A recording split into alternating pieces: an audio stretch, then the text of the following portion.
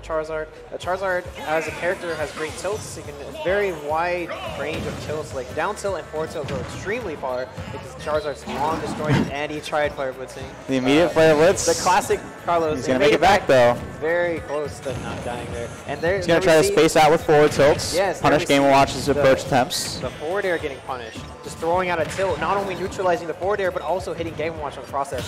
So, very strong start here. That was a very nice full hop tomahawk grab. Back air on Smashville against a lightweight character. That's definitely going to do it at an early percent. About 65% he died. Very early stock for Carlos. Gotta be careful on that one. When, you know, other than that, Charizard has great combo confirms. He can do a lot of Charizard mix-up recently has been stuff like back air, back throw, forward air. Back throw, flare blitz. Yes, back throw. Very fast move. It's kind of hard to read sometimes. So we're going to see Squirtle come out. Yes. I don't believe Game & Watch has much great tools to deal with side B, though I could be wrong. Against withdrawal, a lot of characters have the same options. They can use aerials or other moves to hit Squirtle as he's coming in with the withdrawal, so they can actually stop or stall his momentum. Or if you're cheeky, you can go for the footstool, and the footstool will put Squirtle in a huge disadvantage, leading to a very. It's almost like a miniature shield break. Yes. Want to see that up smash out of shield, and Carlos going for another raw flare blitz. This is the Carlos, and he lands it. The Carlos special, just throwing out flare blitzes until we hit him. And he goes for another one in the neutral. The Carlos flare blitz, even at a huge stage with a lot of people, he just doesn't hesitate to throw that out there. Just getting the kill very early against Game & Watch. Getting back throw forward air. And here we see Carlos just waiting very patiently for these approaches. Game & Watch very strong showing right now.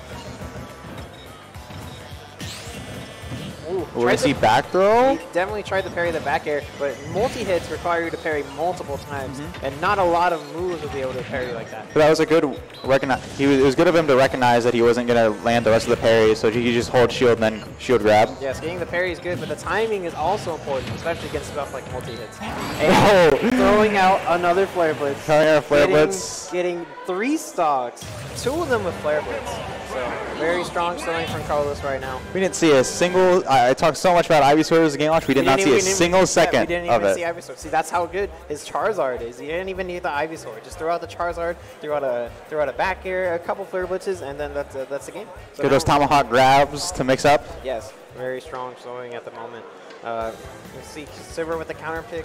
I actually think against Pokemon Trainer, you might want to choose like a bigger stage with less platforms. Something like maybe Pokemon Stadium 2 is a good counter pick against Pokemon Trainer, ironically. And Ford, Final Destination, Town and City, those are all good picks. We're going to see Triplats. Yes. I think Game Watch is very comfortable comboing on Triplats. He can up air juggle for a very long time, makes it very difficult for the opponent to land. Yes, but alternatively, this is also one of Pokemon Trainer's strongest stages, just using the Ivysaur to carry people up the top of platforms. Similarly to Battlefield, but on this stage, the blast zones are actually a lot closer, so he kills a lot earlier. Ivysaur can kill at absurdly early percents, yes, especially with a little bit of rage. Yeah, and on a character like Game & Watch, we might see some kills at like 40%. The forward air just getting stuffed out by another aerial. So not always the greatest approach option at neutral. You might have to think about how you work that in. Getting another shield grab. Yeah, getting a down throw up air. The second up air did not combo, so he opted to switch to Ivysaur. So now we're in the air. Now the Ivysaur switch. Once Carlos finds a way to get through this wall, he can start putting a ton of damage. Yes, and just getting a double line, the double razor leaf actually.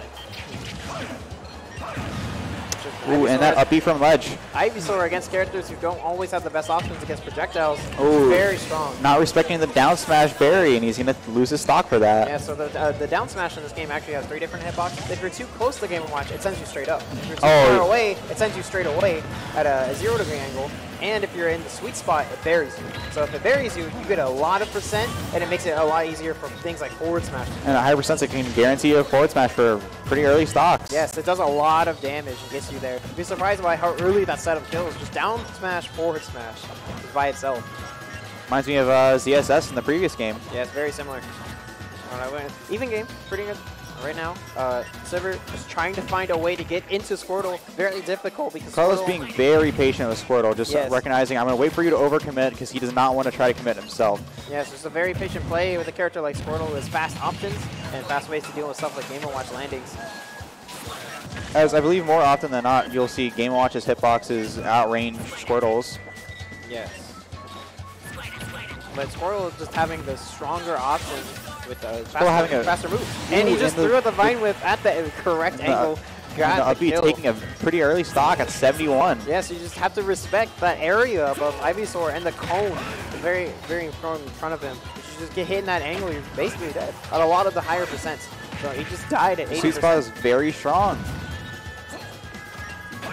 So we're going to see our first instance of this matchup that I've seen in pretty much the whole set. Yeah, this is a lot easier, more even than the last game. Though he hasn't switched to Charizard yet, so we don't even know. Yes, it was a good idea. Recovery. A good idea, trying to get out to recovery, because if you make Ivysaur use Vine Whip and you hit him, then especially at that low angle, he might just be dead. Now we're going to see the Charizard come back. Back throw, back air. A A lot of damage into the bubble after getting grabbed at 15. It's a strong option. Charizard not the greatest at getting back up from the ledge. Very heavy character. Oh, but he got back up there with the roll. Keeps going for these down airs, but they haven't landed yet. Yes. So and we're going to see an up throw. Ooh. And it's enough. On the top platform, Yoshi's Island enabled that up throw. Top platform and a very light character. It definitely enabled that up throw to kill at 80%. So very early. Very early. Good stuff from Carlos. Stock. Good stuff. Yeah, you definitely hit flare blitzes like 4 times.